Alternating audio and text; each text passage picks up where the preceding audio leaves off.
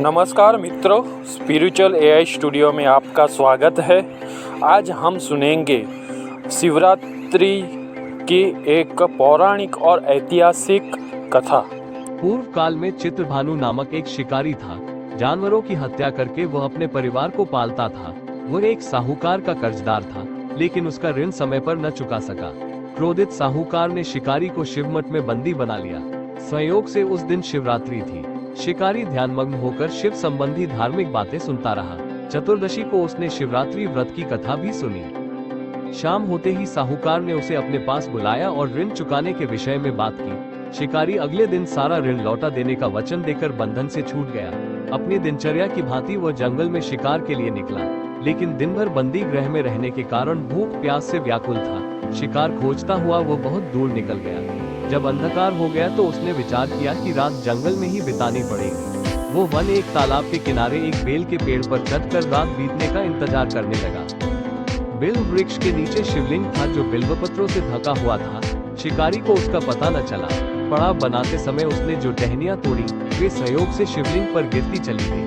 इस प्रकार दिन भर भूखे प्यासे शिकारी का व्रत भी हो गया और शिवलिंग पर बिल्वपत्र भी चढ़ गए। एक पहर रात्रि बीत जाने पर एक गर्भिणी हिरणी तालाब पर पानी पीने पहुंची। शिकारी ने धनुष पर तीर चढ़ाकर जो ही प्रत्यंचा खींची। हिरणी बोली, मैं गर्भिणी हूँ, शीघ्र ही प्रसव करूंगी। तुम एक साथ दो जीवों की हत्या करोगे, जो ठीक नहीं है। मैं बच्चे को जन्म देकर शीघ्र ही तुम्हारे समक्ष प्रस्तुत हो जाऊंगी, तब मार लेना। शिकारी ने प्रत्यंचा ढीली कर दी और हिरणी जंगली झाड़ियों में लुप्त हो गई। प्रत्यंचा चढ़ाने तथा ढीली करने के वक्त कुछ बिल्वपत्र अनायास ही टूटकर शिवलिंग पर गिर गए। इस प्रकार उससे अनजाने में ही प्रथम प्रहर का पूजन भी संपन्न हो गया। कुछ ही देर बाद एक और हिरणी उधर से निकली। शिकारी की प्रसन्नता का ठिकाना न रहा। समीप आने पर उसने धनुष पर बाण चढ़ाया। तब उसे देख हिरणी ने विनम्रता पूर्वक निवेदन किया, हे शिकारी, मैं थोड़ी देर पहले ऋतु से निवृत्त हुई हूँ। कामातुर विरहिणी हूँ, अपने प्रिय की खोज में भटक रही हूँ। मैं अपने पति से मिलकर शीघ्र ही तुम्हारे पास आ जाऊंगी। शिकारी ने उसे भी जाने दिया। 2 बार शिकार को खोकर उसका माथा ठनका। वो चिंता में पड़ गया। रात्रि का आखिरी पहर बीत रहा था।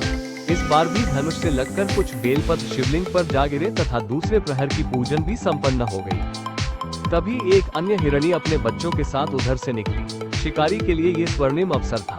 उसने धनुष पर तीर चढ़ाने में देर नहीं लगाई। वो तीर छोड़ने ही वाला था कि हिरणी बोली, हे शिकारी, मैं इन बच्चों को इनके पिता के हवाले करके लौट आऊंगी। इस समय मुझे मत मारो। शिकारी हंसा और बोला, सामने आए शिकार को छोड़ दो। मैं ऐसा मूर्ख नहीं। इससे पहले मैं 2 बार अपना शिकार खो चुका हूँ। मेरे बच्चे भूख प्यास से व्यग्र हो रहे होंगे। उत्तर में हिरणी ने फिर कहा, जैसे तुम्हें अपने बच्चों की ममता सता रही है, ठीक वैसे ही मुझे भी। हे शिकारी, मेरा विश्वास करो, मैं इन्हें इनके पिता के पास छोड़कर तुरंत लौटने की प्रतिज्ञा करती हूँ। हिरणी का दुख भरा स्वर सुनकर शिकारी को उस पर दया आ गई। उसने उस मृगी को भी जाने दिया। शिकार के अभाव में तथा भूख प्यास से व्याकुल शिकारी अनजाने में ही बेल वृक्ष पर बैठा बेलपत्र तोड़ तोड़कर नीचे फेंकता जा रहा था। पौ पटने को हुई तो एक हष्ट पुष्ट मृग उसी रास्ते पर आया। शिकारी ने सोच लिया कि इसका शिकार वह अवश्य करेगा। शिकारी की तनी प्रत्यंचा देखकर मृग विनीत स्वर में बोला, हे शिकारी, यदि तुमने मुझसे पूर्व आने वाली 3 मृगियों तथा छोटे छोटे बच्चों को मार डाला है, तो मुझे भी मारने में विलंब न करो, ताकि मुझे उनके वियोग में एक क्षण भी दुख न सहना पड़े। मैं उन हिरणियों का पति हूँ। यदि तुमने उन्हें जीवन दान दिया है तो मुझे भी कुछ क्षण का जीवन देने की कृपा करो। मैं उनसे मिलकर तुम्हारे समक्ष उपस्थित हो जाऊंगा। मृग की बात सुनते ही शिकारी के सामने पूरी रात का घटनाचक्र घूम गया। उसने सारी कथा मृग को सुना दी। तब मृग ने कहा, मेरी 3 पत्नियां जिस प्रकार प्रतिज्ञाबद्ध होकर गई हैं, मेरी मृत्यु से अपने धर्म का पालन नहीं कर पाएंगी। अतः जैसे तुमने उन्हें विश्वासपात्र मानकर छोड़ा है, वैसे ही मुझे भी जाने दो। मैं उन सबके साथ तुम्हारे सामने शीघ्र ही उपस्थित होता हूँ। शिकारी ने उसे भी जाने दिया। इस प्रकार प्रातः हो आए। उपवास, रात्रि जागरण तथा शिवलिंग पर बेलपत्र चढ़ने से अनजाने में ही पर शिवरात्रि की पूजा पूर्ण हो गई। पर अनजाने में ही की हुई पूजन का परिणाम उसे तत्काल मिला। शिकारी का हिंसक हृदय निर्मल हो गया। उसमें भगवत शक्ति का वास हो गया। थोड़ी ही देर बाद वो मृग सपरिवार शिकारी के समक्ष उपस्थित हो गया, ताकि वो उनका शिकार कर सके। किंतु जंगली पशुओं की ऐसी सत्यता, सात्विकता एवं सामूहिक प्रेम भावना देखकर शिकारी को बड़ी ग्लानि हुई। उसने मृग परिवार को जीवन दान दे दिया। अनजाने में शिवरात्रि के व्रत का पालन करने पर भी शिकारी को मोक्ष की प्राप्ति हुई। जब मृत्यु काल में यमदूत उसके जीव को ले जाने आए तो शिवगणों ने उन्हें वापस भेज दिया तथा शिकारी को शिवलोक ले गए। शिव जी की कृपा से ही अपने इस जन्म में राजा चित्रभानु अपने पिछले जन्म को याद रख पाए तथा महाशिवरात्रि के महत्व को जानकर उसका अगले जन्म में भी पालन कर पाए। शिव कथा का ये है संदेश। शिकारी की कथानुसार महादेव तो अनजाने में किए गए व्रत का भी फल दे देते हैं, पर वास्तव में महादेव शिकारी की दया भाव से प्रसन्न हुए। अपने परिवार के कष्ट का ध्यान होते हुए भी शिकारी ने मृग परिवार को जाने दिया।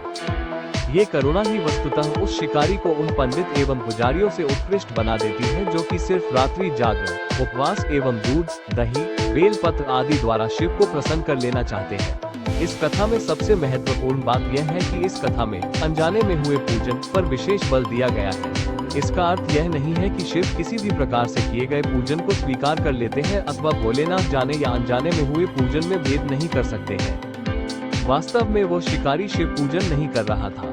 इसका अर्थ ये भी हुआ कि वह किसी तरह के किसी फल की कामना भी नहीं कर रहा था। उसने मृग परिवार को समय एवं जीवन दान दिया जो कि शिव पूजन के समान है। शिव का अर्थ ही कल्याण होता है। उन निरीह प्राणियों का कल्याण करने के कारण ही वो शिव तत्व हो जाता है। धन्यवाद मित्रों, स्पिरिचुअल एआई स्टूडियो के साथ जुड़ने के लिए।